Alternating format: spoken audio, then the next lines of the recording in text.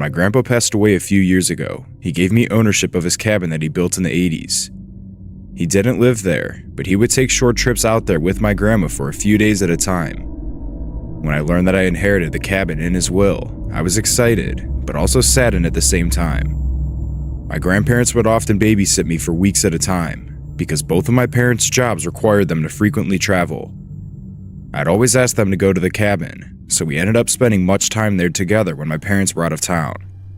I'm currently attending an out-of-state college, and at the time I was given the cabin, I was just starting off my first semester, so I wouldn't be able to move my stuff in until the following spring.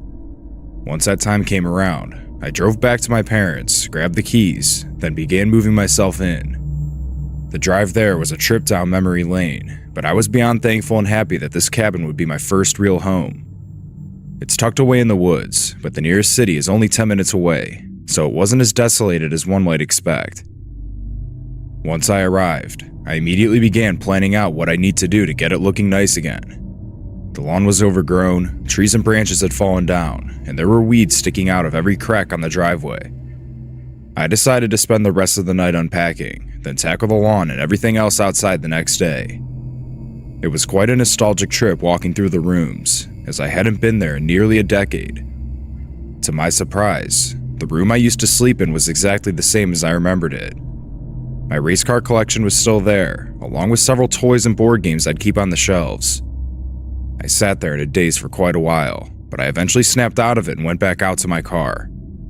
I only had a few bags to carry in, so I finished up pretty quickly. I spent the rest of the night vacuuming and dusting the inside, because it definitely needed it. By the time I was done, any energy I had was totally drained, so I decided to go outside and sit on the glider bench on the porch. To add a little context, the cabin had a wraparound porch that extends around roughly half of the exterior of the cabin. The bench faces the driveway, but past that, there's a little lake maybe 100 feet ahead. But other than that, I was pretty much surrounded by woods, so there wasn't much moonlight illuminating my yard. When I would visit my grandparents here, I'd sometimes go kayaking with my grandpa on the lake. He built a small dock just in front of the lake, which made it easier for us to get on and off, since the ground was usually very marshy. As I was looking out at the lake, I noticed something out of the corner of my eye that made me do a double take. I could make out a figure that was walking towards the dock alongside the lake. They were coming from the opposite side of it, so I watched in confusion, trying to figure out what someone was doing out there so late. My only guess was that it was a neighbor going for a night walk, or maybe a late night fisher. I watched for a while as they approached the dock, until they reached it and sat down on the edge. It really didn't strike me as anything concerning, since the cabin had been abandoned for quite some time now, so the neighbors probably didn't know I had literally just moved in. I decided to head inside and turn off the lights shining through the windows facing the lake, just to avoid any awkward interaction with the walker. Once I was inside for a few minutes, I peeked out the window to see if they were still there, but they were gone. Realizing I completely forgot to bring curtains for my room, let alone any window in the house, I started scrambling around, looking for anything that I could use that would block out the light in my room. I found a box of garbage bags under the kitchen sink, but they were white, so I had to keep looking. I eventually decided that a blanket would be my best bet, so I walked inside my grandparents' room to grab some off of their old bed. As soon as I pulled off the first blanket, I saw something strange. The sheets were oddly wrinkled from the top to the bottom in the center of the bed, almost as if someone had been laying there. The last people to use that bed were my grandparents, so I told myself that it was probably just like that from them, but something about it seemed off. It eventually slipped my mind, and I fell asleep shortly after, only to be awakened by a loud noise. My eyes shot open, wondering what could have possibly made that sound. I decided to get up and investigate, hoping that something fell over somewhere in the house. It sounded like it came from the front of the house, so I crept down the hallway to the front door to see if anything looked out of the ordinary. I peeked back through the window, but everything was pitch black. I flipped on the lights inside to try to see what would have caused the noise, but everything looked the exact same way it did before. I started getting concerned, so I grabbed my grandpa's shotgun from their room and stepped outside. Since the exterior lights of the cabin were dead, I had to use my flashlight on my phone. As I opened the door, I carefully scanned to my left and right as I stepped onto the wraparound porch. Again, nothing seemed out of the ordinary, until I stumbled upon a basketball-sized hole in the porch. That was most definitely not there before, so I tensed up as I got closer. Much of the wood was rotted, and it was in much need of a renovation, so I started assuming that an animal fell through. I pointed the flashlight into the hole, and what I saw was something I never even could have considered. There, a few feet below the deck on the ground, was a large black boot. I reached down to grab it, knowing that both the hole and the boot were not there before. The boot was absolutely soaked, in addition to being caked in mud. It also had no shoestrings, which I guess explained why the boot fell off, but that was the least of my concerns. Knowing that someone was walking around my house in the middle of the night was enough to send me into panic mode. I walked back into the cabin, closed and locked the door, then called the police right away. As I waited for them to show up, I sat down by the window, where I kept looking out towards the front. Although everything was dark, I was still able to vaguely make out the dock and the lake.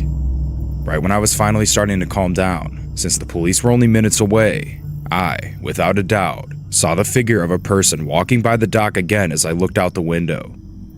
I picked up the shotgun next to me on the floor, making sure it was loaded if I really needed to use it. When I looked out again, they were gone, and I never saw that person again. The police arrived shortly after and searched the cabin. Then they did a quick scan around the property outside. Although I told them I saw someone at the dock, they didn't do anything about it, since the person was already off my property. I'm not sure what that person was up to that night, and I guess I'll never find out. If the deck didn't give out on them, I can only imagine what would have happened. I ended up moving back into my parents' house the next night, and I haven't returned to the cabin since. Part of me wonders if that person somehow had access to the cabin, which would have explained the wrinkled bed sheets in my grandparents' room. I hope that I'm wrong, but the fact that they just showed up in the middle of the night to my cabin, which is tucked away in the woods, really makes me think they've been living there, or at least visiting. I still own the cabin to this day, but I'm not going back until I can afford to install a security system, so if this were to ever happen again, I'd at least have a chance of catching whoever it is.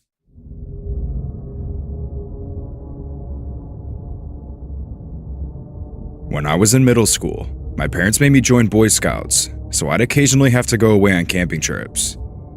On this particular trip, our troop was going to a summer camp for a week, where we'd stay in log cabins. I wasn't really looking forward to it, since I wasn't good friends with any of the other kids.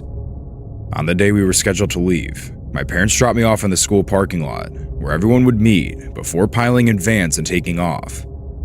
I didn't say a single word to anyone the entire time, and I knew I was in for a long week. I found a lot of people in my troop to be annoying and immature, even though they were my peers after all. When we got to the camp, I was surprised at how big it was. Dirt roads extended miles back into the woods, with several wooden buildings and grass fields spread throughout the way. Once we made it to our cabin, we began unloading our belongings. The interior was crammed, only having 3 rooms, a kitchen, dining area, and a room with all the bunk beds. That meant I'd have absolutely zero privacy for the entire week.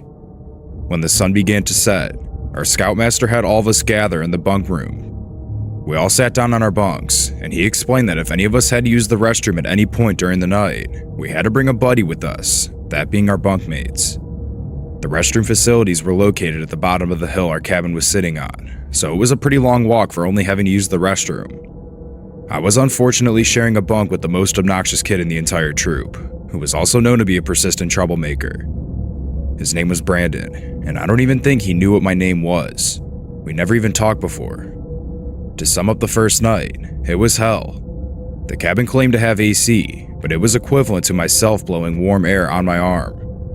Brandon was giggling the entire time with another friend he had brought onto the bunk, and I think they were playing some game on his phone that he snuck in. Hours later, his friend finally left, but Brandon came down shortly after and started nudging me to wake up. I was already awake, but I was hoping he'd bring his other friend with him to the bathroom, but I guess he decided to follow the rules for the first time ever. I got up and slipped on my boots, then followed him out the door as the entire room echoed with snoring. The air was still warm, and it felt much nicer to be outside than in that cabin. We each peed in the urinals, then walked back up the hill to go back inside. I didn't sleep a wink that night, and right at 7 a.m., I was jolted out of bed by the scoutmaster banging on a metal bowl to wake us up. We started off the day by splitting up into groups, where we'd be accompanied by a leader as we went through different stations. Some of the stations required us to tie knots, shoot arrows, or do swimming tests in a nearby lake. They were set up so that we'd be able to receive merit badges by the end of the week if we completed all the tasks. By the end of the day, I was beat and actually slept through most of the night. The following days consisted of the same general routine, and everything was moving along fine, until the 5th night. Lights out was at 10 a.m. every night, so everyone moved from the dining area into the bunk rooms. I had actually started befriending another kid named Jack. He was a bit on the quiet side, but we made some good conversation and jokes over the far from ideal living conditions. He had also struggled sleeping, and wasn't very fond of his bunkmate either. He was staying at the top of the bunk closest to the door, so he'd be ground zero every time the squeaky wooden door opened and shut. I had actually managed to catch a few hours of sleep before I was awakened by Brandon, who needed to use the restroom. Annoyed, I rolled out of bed and grabbed my boots. Once I was ready, we began walking towards the door, but I noticed that both Jack and his bunkmate weren't there. I assumed they must have been at the restroom too, so I followed Brandon as we descended down the hill. Once we reached the facility, Brandon pulled on the handle, but it was locked. It was a multiple occupancy restroom, so the door to it was never locked.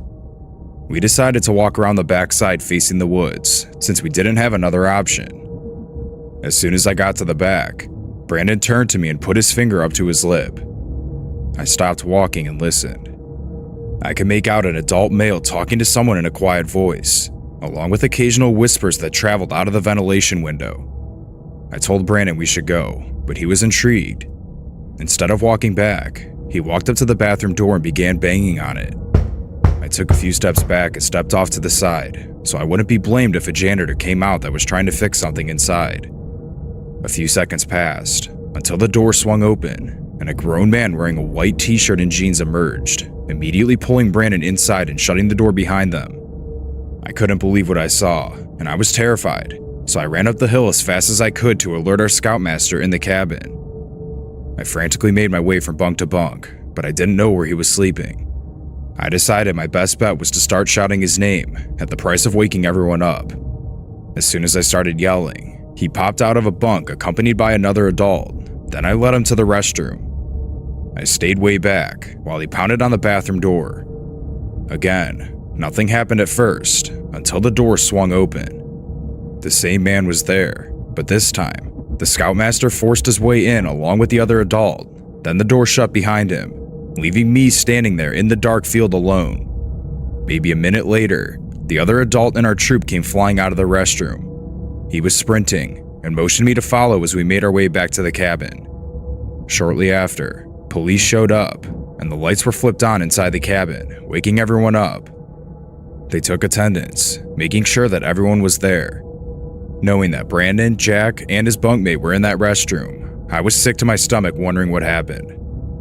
None of the leaders spoke about the incident or told us what happened, and I didn't see the three of them for the rest of the week. I never actually found out what happened until I got back home. I didn't know at the time, but my parents were notified, so they sat me down at the kitchen table when I got home. They asked if anything happened to me, going on about how I could tell them anything without getting in trouble. I told them no, but explained what happened the night that I went to the restroom with Brandon. Unbeknownst to me, they knew the whole story, but had asked me just to make sure I was okay. It turns out, a local man had snuck onto the campgrounds, where he staked out in the restroom that night, attempting to either abduct or molest anyone that walked in. The scoutmaster was able to subdue the man, before he was able to follow through with his plans. After that trip, I never saw Jack again, but I know his parents pulled him out of scouts. My parents followed suit shortly after, but I hate to think how that easily could have been me instead of them.